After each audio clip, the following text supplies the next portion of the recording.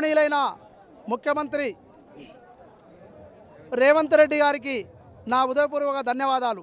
ఎందుకంటే 10 సంవత్సరాల నుండి మా అష్ట కష్టాలు కనీసం మహిళలనే చూడకుండా ఆనాడు గత ప్రభుత్వంలో ట్యాంకి బండ మీద రక్తాలు కారినా కానీ మేము వెనకడిగేయాలి. ఎందుకంటే నా తెలంగాణ వచ్చిన తర్వాత, నా తెలంగాణ వీణ, నా తెలంగాణ అచ్చమైన తెలంగాణ వచ్చిన తర్వాత మా కష్టాలు పోతాయని చాలా కోరికలతో మేము తెలంగాణను ప్రాణాలను కూడా తగ్గించి సైతంగా మేము తెలంగాణ తెచ్చుకున్నాం. కానీ వాడు పోతే వీడు, వీడు పోతే వాడు, వాని అమ్మ మొగడు ఎవడొచ్చినా మాత్రం మా కష్టాలు మాత్రం తీరట్లేదు సార్. ఎందుకంటే మా ఒక్కటే విన్నపం, ఎందుకంటే ప్రపంచంలో అతి లాస్ట్ తెలంగాణ రాష్ట్రాన్ని సాధించుకున్న తర్వాత మాకు గత ముఖ్యమంత్రి గారు కల్వకుంట్ల చంద్రశేఖరరావు గారు ఆర్టీసీ కార్మికులకు కాలుకు ముళ్ళడితే నోటితో పీకుతానని స్వచ్ఛమైన మాటలు చెప్పిండు. కానీ ఆ మాటలు నీటి మాటలైపోయినాయి. కావున ఎందుకంటే తెలంగాణ ప్రభుత్వము వచ్చిన తర్వాత ఆయన బాగలేడు, మాకు పనిచేయడు, మా ఆడపిల్లల రక్తాల మీద పరిగెట్టించిన కేసీఆర్ మాకు వద్దని తెలంగాణను సాధించుకున్న తర్వాత రెండోసారి ముఖ్యమంత్రిని రేవంత్ రెడ్డి గారిని చేసుకున్న తర్వాత ఆయన ఒక మంచి భద్రమైన మాట ఇచ్చాడు.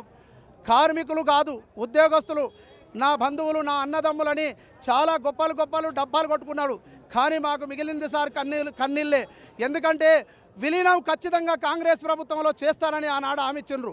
కానీ అలాంటి ఆమె కూడా మేము ఏనాడు ఎదురు మాట్లాడిన సందర్భం కూడా రాలేదు సార్. ఇవాళ ఎందుకంటే ఆడబిడ్డలు సార్ నిజంగా ఆయనకు జన్మనిచ్చిన తల్లులు ఉండరు, నాకు జన్మనిచ్చిన తల్లులు ఉండరు. ఇవాళ మన తెలంగాణలో స్వచ్ఛంగా బతుకుతామని మనం తెలంగాణ తెచ్చుకున్న తర్వాత మాకు కాకుండా మాకు జన్మనిచ్చిన తల్లులకు కూడా కన్నీళ్ళే మిగిలినాయి సార్.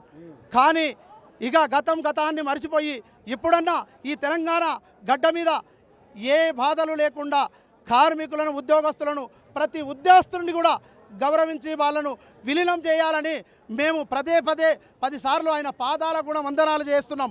కాబట్టి ఎందుకంటే మొట్టమొదటిసారి సార్ మాకు ఏదైనా సరే మేము మా వర్తిగా మేము చేసిన పని ప్రతిదైనా గుర్తుపెట్టుకోండి సార్. మేము పురుషులం కాబట్టి ఏమైనా సరే, కానీ ఆడబిడ్డల మీద అత్యాచారాలు జరుగుతున్నాయి.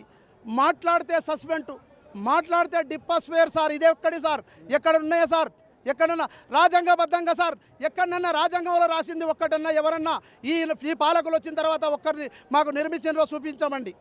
ఎందుకంటే మేము ఇదొక్కటి రాజ్యాంగబద్ధంగా మేము చాలా ఓపికతో మేము మా నిధులు నిర్వహిస్తున్నాం. ప్రభుత్వం దిగకపోతే ఏం చేస్తారు సార్? ఎక్కడిదాకైనా తెగబడతాం. ఎందుకంటే అసలు గతాన్ని గుర్తు చేసుకుంటే వాళ్ళ గుండెల్లో పరిగెడతాయి రైళ్ళు. కానీ నేను ఎందుకు అంటున్నానంటే బంగారు తెలంగాణలో బాటలు మాకు పడాలి సార్. మాకు ఇదొక్కటే కోరిక. ఎందుకంటే ఆడబిడ్డల మానాలతోటి కూడా చెలగాటం ఆడుతున్నారు సార్ ఈ నాయకులు. కానీ వీళ్ళ దౌర్జన్యం తగ్గాలంటే ఇక ఇప్పుడన్నా మార్చుకుంటేనే ఇక రాబోయే రోజుల్లో కంకణం కడతారు సార్. లేకపోతే చాలా శిక్ష అనుభవిస్తారు. మా కష్టజీవుల కార్మికుల సందర్భంగా నేను మంచి విషయాన్ని ముఖ్యమంత్రి దృష్టికి తీసుకొస్తుంటా. ఎందుకంటే ఇలాంటి కష్టబాధలు ఇక వేరే వాళ్లకు ఎవరికి రాకూడదు. డ్రైవర్, కండక్టర్ గురించి ఆయన మంచి మనసుతో మార్చాలని నేను బెజవాడ కనకదుర్గమ్మను కూడా మొక్కుతున్నా.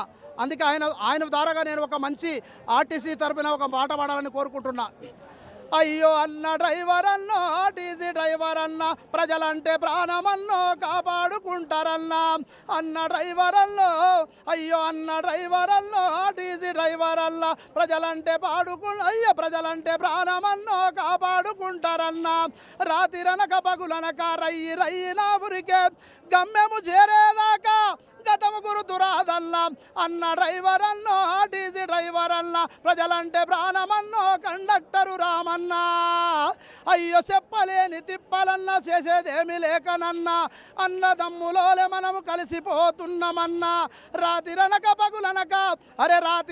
పగులనక రయ్యి నా ఊరికే గమ్యము చేరేదాకా గతము గురుతురాదన్న.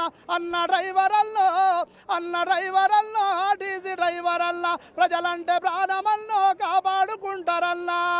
అమ్మలేక ఆదరించి సెల్లెలేక సేవ చేస్తే, నీ బతుకు బజారన్నా, నీకు బతుకు బజారన్నా కండక్టరు రా ప్రాణమన్నా అన్న డ్రైవరల్లో ఆర్టీసీ డ్రైవరల్లా ప్రజలంటే ప్రాణమల్లో కాపాడుకుంటారల్లా ప్రజలంటే ప్రాణమల్లో కాపాడుకుంటారల్లా. ఎన్ని సంవత్సరాలు చేస్తున్నారు మీరు? సార్ నేను 14 సంవత్సరాలైంది నేను ఆర్టీసీలోకి వచ్చి. అప్పటి నుండి కూడా నేను తెలంగాణ ఉద్యమంలో 14 సంవత్సరాలు నేను పాటలు పాడొచ్చినోడిని.